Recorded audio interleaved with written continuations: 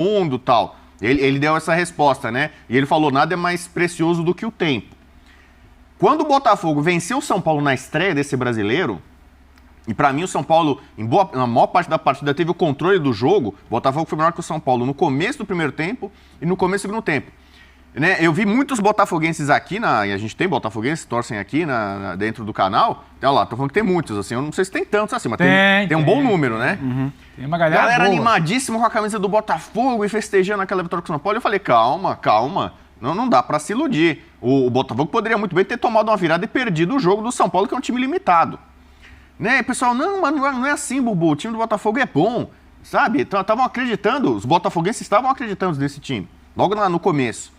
Aí vem a segunda partida contra o Bahia. O Bahia finalizou 3 vezes mais, teve boa parte do controle do jogo, o Botafogo, de forma reativa, ganhou o jogo. Aí eu falei, poxa, mas será que é sorte, né? Alguma coisa assim? E aí veio, terceiro jogo, contra o Flamengo, todo poderoso Flamengo, Gerardo Flamengo, o Botafogo com um jogador expulso, ganha o jogo e ainda faz gol no Flamengo com um a menos. Depois ganha com a autoridade do Galo. E depois com mais autoridade ainda e o Botafogo. Então, pra mim, hoje não tenho dúvida, o Botafogo vai pra Libertadores. Botafogo vai estar na Libertadores em 2024, aqui nos canais ESPN. Quero sair nesse print. Então, o que eu quero dizer com isso? Primeiro, eu peço... Cuidado, desculpa já para todas as torcidas do Brasil, né? Mas a minha avaliação do Botafogo estava errada. Eu subestimei... Mas aí é a sua. A minha.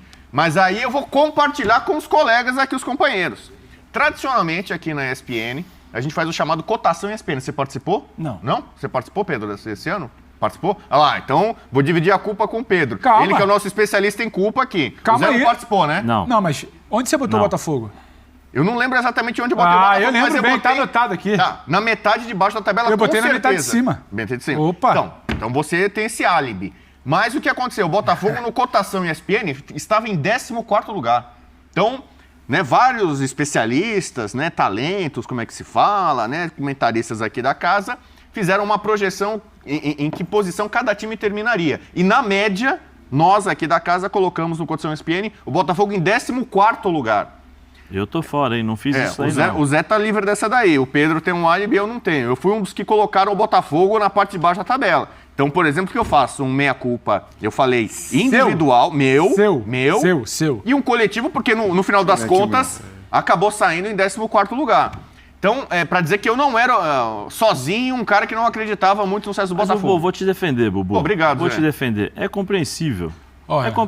Porque no momento em que foi feita a cotação, o Botafogo não tinha nem se classificado. O Botafogo tá saindo com vergonha, né, Bajé? Nem levantou o troféu. Não tinha nem calma. É compreensível esse tipo de... Sofreu na Copa do Brasil. Sim, mas é compreensível, né? Até mesmo o próprio desabafo do Luiz Castro lá, eu entendo, tudo tal, mas é compreensível. Teve ou não teve protestos da torcida? A torcida não foi tirar satisfação com eles? A torcida não foi falar para eles, pô, a gente não está conseguindo ganhar do time da 2ª, 3ª divisão, se eu não me lembro quando foi o protesto. Então é compreensível. O futebol, ele tem e te dá a possibilidade de quarta e domingo reescrever uma nova história. Como eu falei aqui no meu comentário na abertura, o Luiz Castro entendeu, né? Porque se ele tivesse... Se o Botafogo estivesse jogando o que jogou no Campeonato Carioca, provavelmente nós estaríamos falando que o Botafogo, não estaria nessa situação, né? E estaria lá no meio da tabela para baixo, porque eles não estavam jogando bem. O Botafogo teve um período de trabalho, coincidência ou não, depois da dura da torcida, o Botafogo começou a mudar, começou a entender. Então, assim, tem fases que são fases do ano de planejamento que acontece. Eu acho que o Botafogo conseguiu entender o que precisava ser feito para poder sair da situação.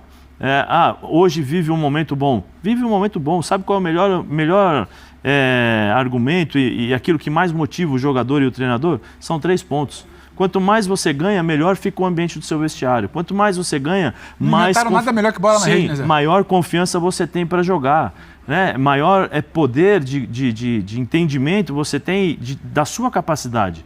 Você lembra, você estava quando o Barbieri deu entrevista, eles tinham acabado de ganhar, acho que do Flamengo, ou empate, eu não lembro. Ganhou do Flamengo. Nós perguntamos aqui, nós falamos para ele, a tua força foi saber o seu limite. Por quê? Porque naquele momento o Vasco tinha uma forma de jogar, porque ele sabia o limite e o momento, naquele mês, o Vasco entregava aquilo lá. Hoje o Vasco entrega mais. É a mesma coisa que o Botafogo. Então, fica tranquilo, não precisa ficar pedindo desculpa, não, pelo amor de Deus. Eu te defendo. Obrigado, nessa, Zé. não, porque... Zé é meu volante ali. Os caras vão me dando... Vamos ouvir o que é tem, compreensível. Tudo bem? Podemos continuar, então? Eu acho compreensível. Vou levantar a cabeça, então. Olha, seguinte, muitas mensagens. Esse programa ainda. Hashtag F90BR. O flamenguista da mesa só sabe questionar, é o futebol mais vistoso? Sou eu? Dane-se o de futebol mim, né? vistoso. Pedro Ivo Almeida, o flamenguista da mesa, valeu Danilo Gomes. Não valeu nada, valeu Só nada. falou uma Grosso, coisa. Eu fui flamenguista durante 3 anos. Mas não sabe nada, inocente. Você, Danilão, vamos lá. Danilão, pede pro Danilão, fala, fica calmo, Danilo, tá tudo bem. Dá pra elogiar o Botafogo, dá pra elogiar o seu Palmeiras, o meu Flamengo aí que você disse, tá tudo bem, Danilão, fica tranquilo. Não, acho que ele tá falando de mim. Porque Não, ele marcou o Pedro. Eu torci pro Flamengo entre 1981 e 1984. Que tristeza. Não, é porque eu falei que o Botafogo, se não é o mais logo vistoso, o print da tabela vai ofendido. estar valendo uma grana. Botafogo tem elenco curto, logo acaba o fôlego, é o que disse o Alexandre. E a gente vai agora ouvir Luiz Castro. Isso é bom. Ouvir também o técnico do Corinthians, Vanderlei Luxemburgo, mas quando eu apresentei o pós-jogo que eu falei contra a LDU, que foi no YouTube, é muito interessante fazer os pós-jogos em YouTube, porque existe uma diferença entre comentário quando você faz... Né? Não, e assim, o chat tem vida entre eles. Não é assim que eles falam, Pedro, você que não sei o quê, Felipe... Eles vão debatendo ali enquanto te assistem. E eles te alimentam com informação, cara. Porque estamos falando da torcida que vê rigorosamente é o povo tudo. segmentado que sabe tudo, né? É isso. É um bom legal, nível, legal, muito legal. E era interessante ver como naquele pós-jogo da LDU havia um debate entre botafoguenses de Luiz Castro genial e Luiz Castro ruim. E eu lembro que eu falei, respeito quem não gosta, mas eu gosto de ter o Luiz Castro no futebol brasileiro. Tem aquele rapaz da nossa equipe que eu queria ver o Luiz Castro o Galindo. Eu gosto muito de ter o Luiz Castro no futebol brasileiro, com a visão dele, com a calma dele. O Galindo foi proibido de... Acho que esse é o segredo. O Não, Galindo já não vai mais no estádio. Agora a gente vai para um outro lado, que perdeu e uma outra pegada.